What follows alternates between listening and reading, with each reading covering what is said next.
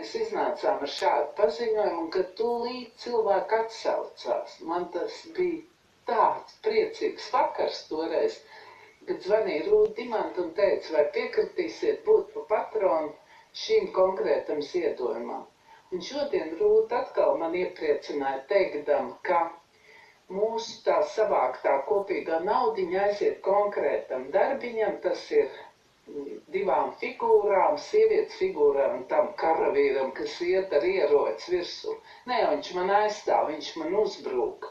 Un arī pašam tam stabam un pamatnē. Un tad, kad viss būs izdarīts, tad mēs atskaitīsimies par katru izlietoto santīmu, bet atvainojiet eiro, bet te var būt cilvēki pilnīgi droši un mierīgi, jo ir atrasta tā brīža lētākais piedāvājums, un tagad tas viss notiek pašlaik.